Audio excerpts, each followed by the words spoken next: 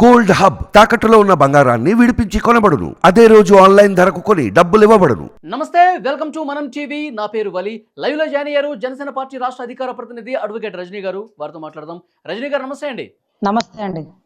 రజనీ గారు, ముఖ్యమంత్రి నారా చంద్రబాబు నాయుడు గారు నిన్న సీనియర్ ఐఏఎస్ ఐపీఎస్ అధికారులతో మీటింగ్ పెట్టినప్పుడు చాలా స్పష్టంగా చెప్పారు, పవిత్రమైనటువంటి మీ అధికారాన్ని 5 సంవత్సరాల పాటు దుర్వినియోగం చేశారు, చాలా అన్యాయాలు జరిగినాయి, కొంతమంది అధికారులు ప్రతిపక్షాలని ఎన్ని రకాలుగా ఇబ్బంది పెట్టాలో అన్ని రకాలుగా చేశారు, ఇన్ని సంవత్సరాల నా అనుభవంలో గత 5 ఏళ్ల పాలన అనేది నేను ఎప్పుడూ చూడలేదని చెప్పి ఇక మీదట మీరు జాగ్రత్తగా ఉండాల్సిన అవసరాన్ని నొక్కి మరీ చెప్పారు చంద్రబాబు నాయుడు గారు. కొంతమంది అధికారులు అయితే దగ్గర కూడా రానిలేదన్నట్టు సమాచారం. ఏమంటారు మేడం, ఎట్లా జరగబోతుంది ఈసారి పాలన? సార్, సుపరిపాలన జరుగుతుందని, జరగాలని, అభివృద్ధి పదంలో ఎలా అయితే హైదరాబాదు సైబర్ టవర్స్, కచ్పొలి భవనాలు కానీ ఇవన్నీ ఎలా నిర్మించారు, సింగపూర్ని అంటే ఢిల్లీని తలదన్నే రాజధాని సింగపూర్ పోలికలు, న్యూయార్క్ నగరాన్లాగా కనపడేటటువంటి అమరావతి పూర్వ వైభోగంతో మళ్ళీ రాబోతుంది అనేది వాస్తవమైన విషయం. అయితే మీరు చెప్పినట్టుగా ఎగ్జిక్యూటరీ, లెజిస్లేటరీ, జ్యుడిషియరీ అనే 3 విభాగాలు ఉంటాయి. లెజిస్లేటరీ ఏదైనా తప్పు చేస్తే ఎగ్జిక్యూటరీ కొరడా జాడించాలండి. ఎగ్జిక్యూటరీ ఏదైనా తప్పు చేస్తే అంటే ఇద్దరు ఎగ్జిక్యూటరీ కానీ లెజిస్లేటరీ తప్పు చేస్తే జ్యుడిషియరీ కొరడా జాడిస్తుంది వారి మీద. అంటే ఇక్కడ ఈ 3 విభాగాలు చాలా ఇంపార్టెంట్. ప్రజల తరపున ప్రజాప్రతినిధే తప్పు చేస్తే కలెక్టరు, చీఫ్ సెక్రటరీ వీళ్ళందరూ వాళ్ళకి సరైన గుణపాఠం చెప్పాలి. కానీ ఎప్పుడు చెంచాగిరిలే. నిన్నటి కూడా రోజు సెక్రటేరియట్లో సారు ఆ 5 విభాగాలకి సంతకాలు పెడుతున్నప్పుడు ఆయన కలవడానికి మేమందరం వెళ్ళాం, బొకేలు ఇచ్చాం. అది ఓకే. అదే టైంకి చాలా మంది కలెక్టర్లు వచ్చారు, అందరూ ఆ వైపు చూస్తూ ఉన్నారు, సిగ్గుతో తలదించుకొని వెళ్ళారు. దాంట్లో ఎక్స్పెషల్లీ పలానా లేడీ అనే పేర్లు మేము చెప్పలేం, కానీ రాష్ట్రం అందరికీ తెలుసు ఏ కేసుల్లో లోపలికి వెళ్ళారు, ఏ కేసుల్లో బయటకు వచ్చారు, మళ్ళీ ఏం చేద్దాం అనుకుంటున్నారు. ఎంత తప్పు సార్. ఒక పసిబిడ్డని నువ్వేం చదవాలి అనుకుంటావు అంటే ఏమాత్రం ఆలోచించకుండా ఐఏఎస్ ఐపీఎస్ అంటాడు. అంటే అదేదో చాలా గొప్పది అనేటటువంటి ఒక వాదన సార్. ఈరోజు అటువంటి వాదనకి ప్రతివాదన ఏమొస్తుందంటే ఈరోజు తప్పు చేసే వాళ్ళే ఐఏఎస్లు ఐపీఎస్లు, అది కూడా అందరూ కాదు, ఒక 70% తప్పు చేసేస్తున్నారు సార్. ఒక 30% మాత్రమే నిజాయితీగా ఉన్నారు. అటువంటి వాళ్ళలో ఏబి వెంకటేశ్వరరావు గారు అంటుళ్ళు. నిజాయితీ ఉంటే ఎంత పెద్ద తప్పు అంటే చిట్ట చివరి వరకు ఏ విభాగంలోనూ ఆయన కూర్చొనివ్వకుండా రిటైర్మెంట్ ఇచ్చేసేంత దౌర్భాగ్య పరిస్థితికి తీసుకొచ్చారు. దాని బదులు నిజాయితీగా లేకుండా ఉంటేనే బెటర్ ఏమో. ఐఏఎస్ బదులు ఐఆర్ఎస్ అంటే ఇంకా మంచిదేమో. ఐపీసీని ఇంప్లిమెంట్ చేయకుండా వైసీపీని ఇంప్లిమెంట్ చేస్తే బెటర్ ఏమో అనే పరిస్థితికి వచ్చేసింది ఈరోజు రాష్ట్రం. అంటే క్యాజువల్ గా సెక్రటేరియట్ లో ఒక సంతకం పెట్టగానే ఐఏఎస్లు ఐపీఎస్లు అందరితో మీటింగ్లు పెడతారు. నిన్నటి రోజు అందరూ వచ్చారు, మా సమక్షంలోనే అందరూ. కొంతమంది ఐఏఎస్లు ఐపీఎస్లు తాడేపల్లి ప్యాలెస్ ఏదైతే ఆదేశాలు ఇచ్చిందో వాటిని ప్రతిపక్షాలను ఇబ్బంది పెట్టడానికి అక్రమ కేసులు బనాయించి అటువైపు నుంచి అసలు డైరెక్షన్ ఉందో లేదో తెలియని వీళ్ళు ఇంకా పర్సనల్ ఇంట్రెస్ట్ తీసుకుని చాలా రకాలుగా ఇబ్బందులు పెట్టారు, పవిత్రమైన వృత్తి పూర్తిగా అపవిత్రం చేశారని చెప్పి కూడా అన్నారు చంద్రబాబు గారు. 100% అండి. గౌతమ్ సేవక్ గారు అంటే మా అందరికీ రోల్ మోడల్.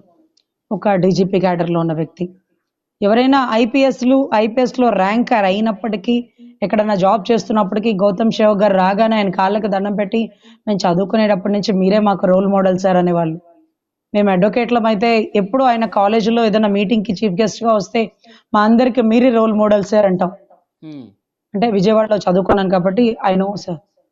కానీ ఈరోజు గౌతమ్ సేవక్ గారు, నేను అడ్వకేట్గా, ఆయన ఒక డీజీపీ క్యాడర్గా ఈరోజు మా హైకోర్టు భవనంలో చీఫ్ సెక్రటరీ ఏదైతే చీఫ్ జస్టిస్ గారి ముందు, హైకోర్టు చీఫ్ జస్టిస్ గారి ముందు 2 చేతులు కట్టుకొని ఒక ఐపీసీలో ఒక ఎఫ్ఐఆర్ సెక్షన్ని చదివి వినిపిస్తుంటే మేము మా రోల్ మోడల్ ఏంటి ఇలా నుంచుంది, 2 చేతులు కట్టుకొని తప్పుని ఒప్పుకుంటుంది, మాకు అర్థం కాని పరిస్థితి సార్.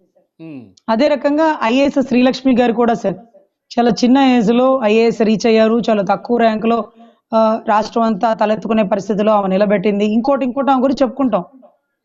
కానీ ఆవిడ ఒక కేసులో ముద్దాయిగా లోపల ఇరుక్కోవడం, ఓబులాపురం మైన్స్లో ముఖ్యమంత్రికి సహకరించడం, కనీసం మారు మనసు మంది బయటకు వచ్చాకైనా నిజాయితీగా పనిచేసిందంటే అక్కడ కూడా చెత్త మీద పన్ను అంటది. సచివాలయాలు, స్కూల్ పరిధిలో సచివాలయాలు కట్టాలంటారు.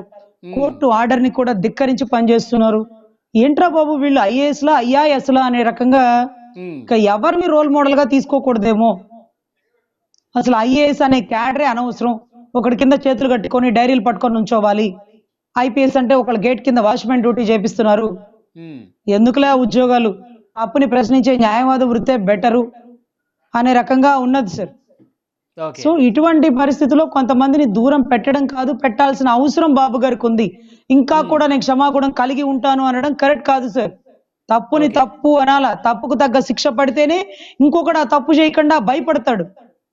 ఆ ప్రభుత్వం ఉంది కదా అని అక్కడ చెప్పేశారు, అక్కడ చెప్పిందంతా చేసేసారు, అన్యాయంగా పరిపాలించేశారు, తప్పుడు కేసులు కట్టి ఆధారం లేకుండా ఉందని లోపలేసారు. ఇప్పుడు మళ్ళీ ఈ ప్రభుత్వం రాగానే అయ్యయ్యా క్షమించండి, మేము తప్పక చేసాము, తప్పించుకోలేక చేసాము, తొక్కాతోలు కబుర్లు ఇవన్నీ చెప్పకూడదు. ఒకవేళ చెప్తే మీరు క్షమించకూడదు.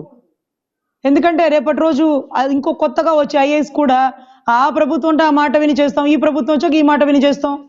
అరే ఏ ప్రభుత్వం వచ్చినా వాళ్ళ మాటలని చేసే కాడికి మీరు పబ్లిక్ సర్వీస్ కమిషన్ ఎందుకు ఎంచుకున్నారు? పొలిటికల్ సర్వీస్ కమిషన్ అనే ఒక డిపార్ట్మెంట్ ఎగ్జామ్స్ రాసుకొని వాళ్ళ కింద కండవాళ్ళు కప్పుకొని చేయొచ్చు కదా. మీరు పబ్లిక్ సర్వీస్ చేయాలా. ఎక్కడ అన్యాయం జరిగితే అక్కడ ప్రశ్నించండి, అక్కడ పార్టీలకు అతీతంగా ప్రశ్నించండి. ఒక నిజాయితీ గల ఆఫీసర్లు మిమ్మల్ని మీలో చూసుకుంటాం. అంతేకాని ఆ ప్రభుత్వం వచ్చుకున్నాడు, ఈ ప్రభుత్వం అందుకే చెప్పారు బాబు గారు, గత ప్రభుత్వంలో అధికారులు అధికార దుర్వినియోగం ఎంత దారుణంగా చేశారో నేను 40 సంవత్సరాల చరిత్రలో ఎప్పుడు చూడలేదు. సో తప్పుకు తగ్గ శిక్ష పడుతుంది. ఇకపైనైనా జాగ్రత్తగా ఉండండి. ఒకవైపు లేదండి రజనీ గారు, చంద్రబాబు నాయుడు గారు పరిపాలన ఈ 5 సంవత్సరాలు ఏ విధంగా ఉండాలి, అధికారులు ఎంత పవిత్రంగా తమ వృత్తిని నెరవేర్తించాలని చెప్పి ఈ రకమైనటువంటి సమీక్షలు చేస్తుంటే, మరొకవైపు జగన్మోహన్ రెడ్డి గారు తన పార్టీకి సంబంధించిన ఎమ్మెల్యేలు, ఎమ్మెల్సీలు, ఎంపీలతో మీటింగ్లు పెట్టుకుంటున్నారు. 5 సంవత్సరాలు కళ్ళు మూసుకుంటే గడిచిపోయింది. ఇప్పుడు ఈ రాబో 5 సంవత్సరాలు కూడా అలాగే ఉంటుంది, వచ్చేది మళ్ళీ మన ప్రభుత్వమే అని చెప్పి వాళ్ళు కొంత హితబోధ చేస్తున్న పరిస్థితి కనిపిస్తుంది. ఎట్లా చూస్తారు మేడం జగన్ గారి వ్యాఖ్యల్ని? 5 సంవత్సరాలు కళ్ళు మూసుకుంటే గడిచిపోయిందా? 151 సీట్లు భారీ మెజారిటీ ఇచ్చి తాడికొండ సీటు కూడా గెలిపించి నిన్ను గద్దెనెక్కిస్తే బటన్ నొక్కుతూ పబ్జి గేమ్లు ఆడుకుంటూ కళ్ళు మూసుకుంటూ 5 సంవత్సరాలు అయిపోయిందా? 5 సంవత్సరాలు మేం పడిన నరకం. ఎంతమంది దళితులు చనిపోయారు, చంపేశారు. ఎంతమంది అమరావతి ఆడబిడ్డలు, మగవాళ్ళు, ముసలి వాళ్ళు అన్యాయంగా కేసుల్లో ఇరుక్కున్నారు. ఉద్యోగస్తులు తాడేపల్లి ప్యాలెస్ ముట్టడంటే వారి మీద కూడా తప్పుడు కేసులు వేశారు. అయిపోలా. రైతులు అన్యాయంగా బలైపోయారు. వరద డబ్బులు ఇప్పుడు వేస్తే ఎప్పుడుకో వస్తాయి. ఆఖరికి వరద బాధితుల్ని కలవడానికి వచ్చినప్పుడు చంద్రబాబు గారు అనుకుంటండి పెదనందిపాడులో ఒక పొలంలో రైతులు మొక్క అంతా మునిగిపోయిందండి. మునిగిపోతే ఆ మొక్కలు పీకేస్తూ ఉన్నాడు. పీకేస్తూ ఉంటే మేము అడిగాం అప్పటికి, సార్ ఈ మొక్కలు ఉంటాయి కదా మీకు పంట నష్టం వచ్చేది, అవి ఫోటో తీసి పెట్టాలి కదా, మీరు అలా తీసేసి మరి కొత్త మొక్కలు వేసేసుకుంటే ఎలా సార్ అంటే, ఆ ప్రభుత్వాల మీద నమ్మకాలు పోయిందమ్మా, ఇక్కడుంది చంద్రన్న ప్రభుత్వం కాదు, మాయల మరాఠీ జగనన్న ప్రభుత్వం, అంతా మాయలోనే తెల్లారుస్తాడు మమ్మల్ని. ఈ మొక్కలు పెట్టుకొని ఆయన డబ్బులు ఇచ్చే వరకు ఎదురు చూస్తే నీళ్లు ఇచ్చాడు మా భగవంతుడు. వరదలో మొక్కలు పోయినా పంట పోయినా నీళ్లు ఇచ్చాడు. ఈ నీళ్లు కూడా లేవు మాకు, పోలవరం పూర్తిగాక పంటకి నీరు లేక కనీసం వరద వల్ల చేనన్నా తడిసింది. ఈ పిచ్చి మొక్కల్లాగా పాపం నీట మురిగిన మొక్కలు బీసేసి మళ్ళీ ప్రత్యేకంగా నారేసుకున్నారండి. అంటే ఎవరి మీద అసలు ప్రభుత్వం మీద నమ్మకాన్ని పూర్తిగా కోల్పోయారు జగన్ గారి ప్రభుత్వంలో. మళ్ళీ బాబు గారి ప్రభుత్వం వస్తే తప్ప మాకు నమ్మకం రాదు, నమ్మకం లేదు అన్నటువంటి ప్రజలు, రైతులు, దళితులు, ఆడబిడ్డలు. ఆయన చేసినటువంటి వ్యాఖ్యల మీద విమర్శలు వస్తున్నాయి మేడం. మీరు 5 సంవత్సరాలు కళ్ళు మూసుకున్నారు కాబట్టి ఆంధ్రప్రదేశ్ అభివృద్ధి అడుగంటిపోయింది, ఇంత అధోగతి పాలైంది అని చెప్పి విమర్శలు కూడా చేస్తున్నారు. సరిగ్గా జగన్ గారిని ఎప్పుడూ తక్కువ అంచనా వేయకూడదు సార్. నిన్న మీటింగ్ చూస్తే మీకు అర్థమైందేమో, నాకు గెలిచిన దగ్గర నుంచి స్ట్రైక్ అవుతుంది సార్. మీరు ఓపెన్ గా ఒకటి మాట్లాడుకుందాం అలీ గారు.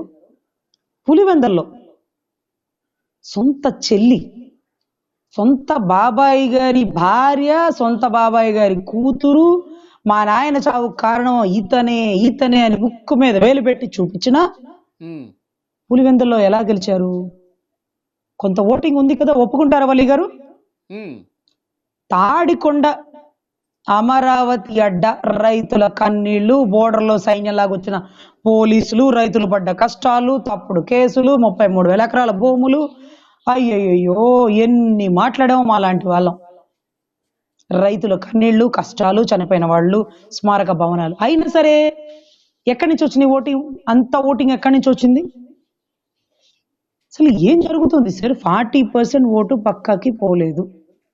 మళ్ళీ జగన్మోహన్ రెడ్డి గారంట ప్రజల్లోకి వచ్చి పాదయాత్ర చేసి మళ్ళీ ప్రజల మెప్పు పొంది మళ్ళీ మనం కష్టపడి నారులు వేసుకొని నీళ్లు పోసుకొని పంటకి ఎరువులు వేసుకొని పంట కోసేటానికి మళ్ళీ వచ్చి పంట కొట్టుకుపోవడానికి 2029కి సిద్ధం అవుతాడంట. ఉమ్, ఈ యుద్ధ యోధుడు సిద్ధం అవుతాడట. ఉమ్. సో ఇక్కడ నాకు తెలిసినటువంటి అంటే దాడుల ఇన్ఫర్మేషన్ విషయం కూడా ఏంటంటే సార్, ప్రస్తావించారు మేడం. ఇప్పుడు తెలుగుదేశం పార్టీ వాళ్ళు వైసీపీ వాళ్ళ మీద దాడులు చేస్తున్నారంట. సో ఆ పాపాలు మళ్ళీ చంద్రబాబు నాయుడు గారు చేయటం ఎక్కువైపోతుంది. శిశుపాలుడి పాపాలలాగా అన్నీ మనం లెక్క పెడదాం, మళ్ళీ మనమే వస్తాం అధికారంలోకి అని చెప్తున్నారు ఆయన. వస్తాడండి. ఎక్కడికి వస్తాడంటే సిబిఐ కోర్టుకు వస్తాడు, ఎందుకంటే సాక్ష్యాలు చెప్పాలి కాబట్టి. వస్తాడండి. ఎక్కడికి వస్తాడంటే అదేంటది పాపం చాలా రోజులు బెయిల్ మీద బయటకున్నాడు కాబట్టి 2,000 పైచులకు వాయిదాలకు అటెండ్ కాలేదు కాబట్టి కోర్టు దగ్గరకు వస్తాడేమోనండి. ఇంకా మళ్ళీ ఆయన రావడం అంటూ జరగకూడదండి. సో నా ఉద్దేశం ఏంటంటే ఈ మారని 40% ఓటింగ్ ఏదైతే ఉందో దాని మీద అధికార పార్టీ వాళ్ళు కాన్సన్ట్రేట్ చేయాలి. మేము గెలిచేసాం, ఇల్లు అలకగానే పండగ అయిపోదు అన్నట్టుగా మా నాయకుడు భయపడుతూ ఉన్నది కారణం అదేనండి. శత్రువుని ఎప్పుడూ తక్కువ అంచనా వేయకూడదు. సో 100% నా ఆలోచన ఏంటంటే సిద్ధం అంటూ పోస్టర్లు పెట్టాడు ఇంటి ముందు. ఏదైతే అదేంటది ఆయన బొమ్మలు పెట్టుకున్నాడు. సో అటువంటి అప్పుడు ఏమవుతుందంటే మనం కూడా విధ్వంసం అనే పుస్తకాన్ని ఫ్రీగా పబ్లిష్ చేసి అదే రకంగా విధ్వంసం అనే పెద్ద పెద్ద ఫ్లెక్సీలు పెట్టి ఆయన ఏ రకంగా విధ్వంసం చేశాడో చూపిస్తే తప్ప, ఈ 5 ఏళ్ళు ఆ ఫ్లెక్సీలు కదలకుండా ఉంటే తప్ప, పడగొట్టిన ప్రజావేదికను ఒక పెద్ద ఫ్రేమ్ కట్టించి ఇదిగో ఈ 2019 2024లో జరిగిన విధ్వంసంలో మొట్టమొదటగా బలైంది ప్రజావేదిక, దాని తర్వాత ప్రజలు, దళితులు, స్కూల్ బిడ్డలు, రైతులు, అంగన్వాడీ ఆడబిడ్డలు, ఇక అమరావతి బిడ్డలు, ఇవన్నీ వరుసగా స్టెప్ బై స్టెప్ ఇవన్నీ ఒక విధ్వంసం 1 2 3 అంటూ మనం కూడా 2029 వరకు ఈ ఫ్లెక్సీలు ఉంచాలండి. ఎందుకంటే మళ్ళీ పాదయాత్ర చేస్తూ ముద్దులు మురిపాలు పెడుతూ మళ్ళీ ఆ 40% ఓటు కదలకుండా ఇంకొక 10% తెచ్చేసుకుంటే మళ్ళీ ప్రభుత్వాన్ని ఫామ్ చేయొచ్చు, వచ్చేది మనమే. ఇంకొకటి అతను చెప్పేది ఏంటంటే అలవి కాని భరోసాలు ఇచ్చేస్తున్నారు. ఏదైతే మనం అనుకున్నట్టుగా ఈ హామీలు ఆ హామీలు ఇవన్నీ తీర్చడం ఎలా చేస్తాడు అన్నట్టు ప్రభుత్వ ఖజానా మొత్తం ఖాళీ చేశాడు, కలెక్టర్ ఆఫీసులు తాకట్టు పెట్టాడు, సెక్రటేరియట్ కూడా తాకట్లో ఉంది, ఏదైతే మెడికల్ యూనివర్సిటీలో ఉన్న డబ్బులు కూడా తీసేసుకున్నాడు, ఏదైతే తిరుమల తిరుపతి దేవస్థానం కూడా డబ్బులు కాజేయడానికి చూశాడు. వీటన్నిటికీ విధ్వంసం 1 2 3లు రిలీజ్ చేయకపోతే 2029కి పాగా వేసే అవకాశం ఉంది. ఇది మేం చెప్తున్న మాట కాదు సార్. పెట్టుబడులు పెట్టడానికి పక్క దేశం నుంచి వచ్చిన వాళ్ళు అంటున్నారు మాకు ప్రజల మీద కంటే జగన్ గారంటే భయం ఎక్కువ ఉంది సార్, అది అతను ఏమైనా చేయొచ్చు, మళ్ళీ మేము వచ్చి కట్టడాలు బిగించేసి కంపెనీలు వచ్చాక మళ్ళీ ఇక్కడ కాదు మళ్ళీ మా పులివెందుల రాజధాని అంటాడేమో, మళ్ళీ వచ్చేస్తాడేమో, ఈ ప్రజల్ని మాయ చేసేస్తాడేమో, మీరంతా అభివృద్ధి పదంలోనే వెళ్తారు, తప్పు చేసిన వాళ్ళకి శిక్ష వేయండి అంటే అదేంటో దానికి ఒక పదం వాడతారండి, ఇది కక్ష సాధింపు చర్య కాదు అంటాడు. ఎందుకు సాధించవు?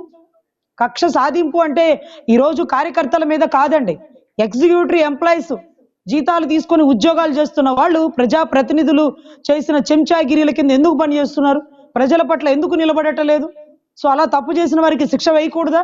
నిన్నటి రోజు సెక్రటేరియట్ లో మీటింగ్ పెట్టారు కలెక్టర్లందరికీ. ఆ కలెక్టర్లు ఎంతమంది తప్పు చేసిన వాళ్ళు వాళ్ళ మీద సాక్ష్యాలు అవన్నీ రుజువు చేసి ఈ కలెక్టర్ తప్పు చేసిందని శిక్ష వేయించరా? దాని కక్ష సాధింపు చర్యని ఎందుకంటారు మీరు? సో అది చేయాల్సిన బాధ్యత ఉండి ఇంకొకటి తప్పు చేసేటప్పుడు వాడు భయపడతాడు, తేడా పడితే ఉద్యోగాలు పోతే జైల్లోకి పోతాం, అదిగదిగో శ్రీలక్ష్మి గారు లాగా అని తెలుసుకోవాలి. రెండోసారి తప్పు చేసినప్పుడు భయపడాలి. సో ఖచ్చితంగా బాబు గారు అభివృద్ధి పదం వైపే కాకుండా ఈ కార్యక్రమాల మీద కూడా కాన్సన్ట్రేట్ చేయకపోతే మళ్ళీ జగన్ గారి మాయలో పడిపోయే అవకాశం ఉంటుంది. ప్రజలు 2029 గెలవడమే మన అంతిమ లక్ష్యం, దాన్ని టార్గెట్ గా పెట్టుకోవాలండి.